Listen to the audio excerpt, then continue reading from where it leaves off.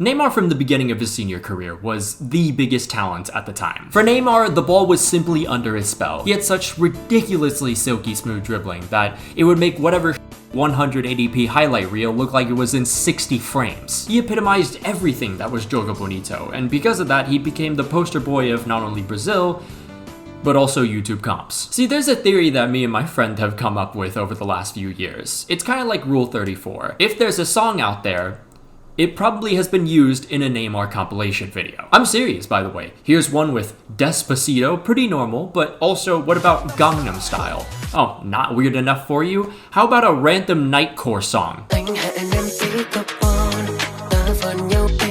But why wouldn't he be the compilation king? A single Neymar highlight clip had you on the edge of your seat. What was he gonna do this time? It was like watching multiple spectacles in a single highlight reel. Clubs across the world were so crazy for them that it took Barcelona blatantly committing tax fraud to sign him in 2013. Now, before we continue though, I gotta tell you guys something. Since moving to I've been struggling a decent bit with food. Just because A, my undiagnosed ADHD will have me so fixated while I'm editing, so I end up missing meals because of it. And B, it's been freezing outside, so I really haven't gone groceries at all. And as a result, I've been turning to the food delivery services. And I feel like eating a chicken sandwich and mac and cheese for lunch and dinner probably isn't a smart idea. But then I recently tried out Factor, and my life has been so much easier because of it. And today, I can happily say that this video is sponsored by them. I know what you're saying. Everyone does this nowadays, just to give you this idea of, oh, they actually care about the company.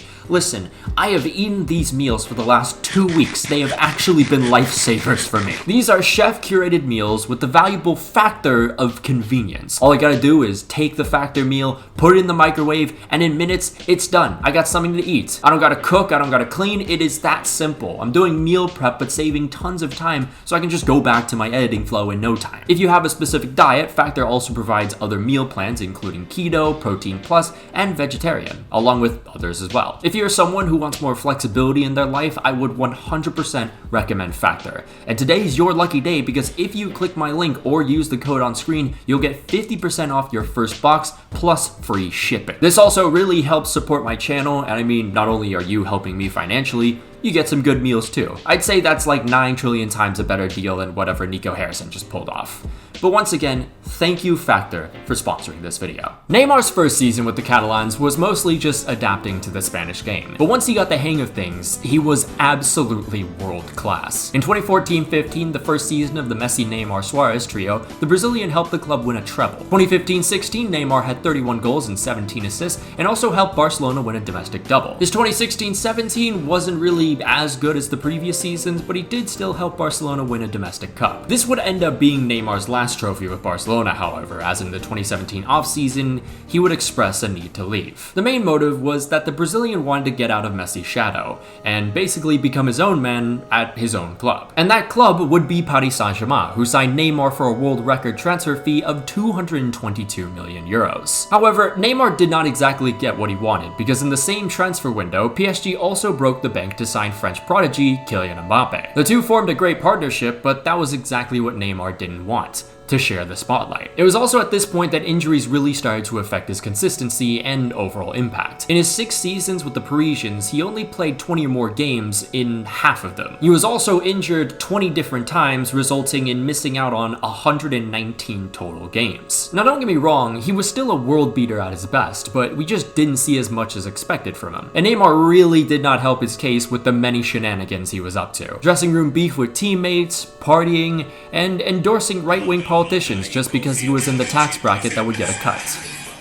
Actually, that one's kind of normal with Brazilian footballers. The final straw for PSG, though, was the 2022-23 season. Neymar was absolutely brilliant, scoring 21 goals and 16 assists in all competitions in just the first half of the season. But unfortunately, he'd suffer a season-ending injury, and with him being 30 now, it felt appropriate for him and the club to part ways. Because of Neymar's ridiculously high wages, no European club wanted to bite. So came the other option: Saudi Arabia. Around this time, the Saudi Public Investment Fund claimed 75% ownership of 4 clubs in the Saudi Pro League. The PIF is owned by the government, by the way, so these clubs pretty much had infinite money now. This resulted in quite literally one of the most insane transfer years ever, with so many stars of the European game moving to Saudi Arabia for yacht loads of money. Conte, Firmino, Ruben Neves, Koulibaly, Mane, and of course, Karim Benzema. This was all done in a multi-decade-long effort to sports wash and distract everyone with sparkly little WWE and golf events from the many, many human rights issues in the country. But more importantly, these moves, and many more in particular, were to help Saudi Arabia promote the 2034 World Cup bid that Gianni Infantino definitely did not rig for them whatsoever. And what better way to promote the country than to have someone like Cristiano Ronaldo and perhaps another superstar? I mean, it wouldn't hurt. So on August 15th, 2023, one of the PIF's goons, Al Hilal, signed Neymar for 90 million euros. According to Forbes, the deal guaranteed Neymar 150 euros a year in a 2-year contract. 300 million euros in 2 years. That is 6 times more than what he was making at PSG. And that also didn't include the potential 100 million in commercial deals with the club itself. Neymar's reveal at Al Hilal Stadium was electric, and he had a good start to life. After missing the first few games due to muscular problems, Neymar had 3 assists and a goal in 5 games over all competitions. But as you know, this is just stage 1 of the Neymar season cycle. Because during the international break that followed, he suffered an ACL injury. The Brazilian would not only miss the rest of the season, he wouldn't be back until a whole year later in October 2024. But his return, people were just excited as when he first signed for Al Hilal, to the point that Al Hilal actually posted an extremely high quality video like his original transfer reveal to announce that Neymar was back. And this would all be for just 44 minutes over 2 games, as Neymar would suffer a hamstring injury. He recovered about 2 months later, but still was suffering from fitness problems, and it should be mentioned that this isn't like a Chinese Super League thing where he's the only guy there. Al Hilal is quite literally one of the best teams in all of Asia, and this was even before the whole Saudi movement. Now that they've made these investments, they're even better than before. So at this point, Al Hilal didn't really need Neymar anymore, especially if they were paying him as much as FC Porto's overall club value. So at the end of January came the end of one of the most disastrous transfers in recent time, as Al Hilal terminated Neymar's contract. But you know, we can't really just say it was disastrous without showing how disastrous it was. Neymar played just 7 times for the club. That's 42 million euros per appearance. Literally only a club with infinite money can pull off shit like this without putting their entire generation into debt. I mean, it's just wild to me. The Saudi government pretty much paid this guy 300 million to stream on Twitch and gamble during his daughter's birthday. Just wait till XQC hears about this. Now though, Neymar is back to where it all began just 12 years ago. Santos. Here, he's a hero who inspired so many who grew up watching him. Just his mere presence is enough to generate a roar that could be heard all the way from Barcelona.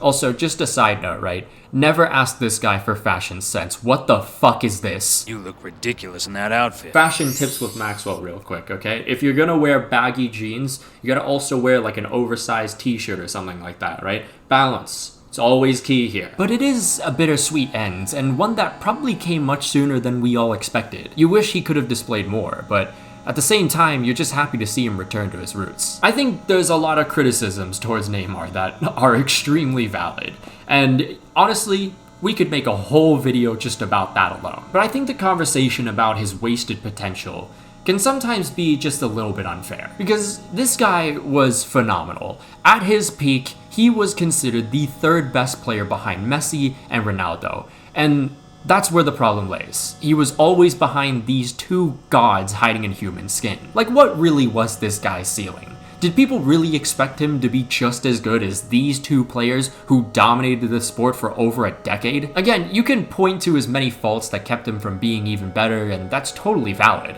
But I always hear people saying he was a flop.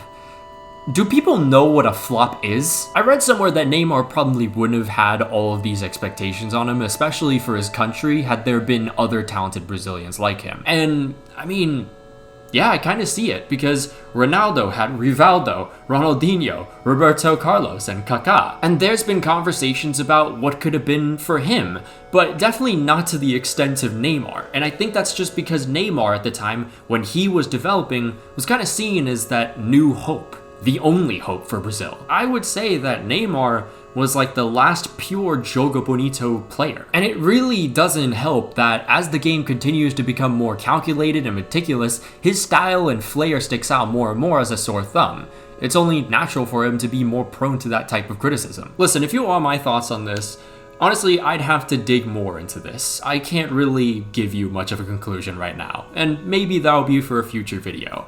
I feel like that'd be a fun video. But what I can tell you is that Neymar's transfer to Saudi Arabia is by far one of the worst transfers that this world has ever seen. But what do you guys think about the whole Neymar wasted potential type discourse? I'd love to hear your comments down below. Of course though, a massive thank you to all our members, including Janos Balas, Luke RBB, Araisan, Brazilian Fury, Jeremiah Owusu Ajimang, Django, Anazir Makalongkom, Alex Rod, Ulta, Miguel Munoz, Return Fire, Rory Burns, Slider Kid, Taco Okafan, The Cypriot 35, Not Windows 95 Man, Kentra Agatra, St. Terrence, Sylvia Citrus, Wise Orange, Rashford Enthusiast, Cocosaurus Rex, Samu, Cheesebait, Winter Gel, M4 Dustoff, Finlex Rugby More, Davox, The Portugizer, TPSK25, Polar Protos, Van Fan, Lucian Von Kreuz, Kizeger Speciakiewicz, Mano Tango Fei, A Ghostly Owl, Coney Wolves, Lickstab, Muntanai, Sketchy Card, KM89, Apollo, Congo Jas 1, German Sayu 7th, Thrilling ADT 13, Los Milos, Petrus 249, The FedEx Dude, Freya, Vasino, Fuxi, Dominic Griffin, Kyler Kruz, Mohammed Altanib, Niche, Patrick Barley, Rashford God 5, Raspberry Ale,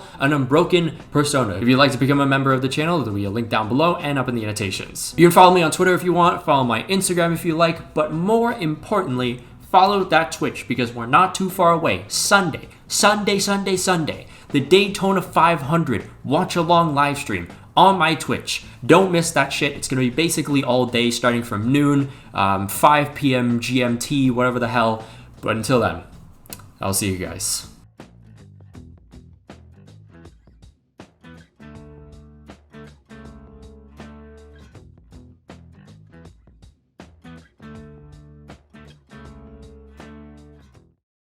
So let me actually tell you guys something. They're not going to see this because it's at the end of the video, but for the ad integration, I wanted to do something much more creative than what was shown earlier, because I put it around the time when Barcelona commits tax fraud, and I was going to do something along the lines of, speaking of creative accounting, as I grow older, I get it. I understand it.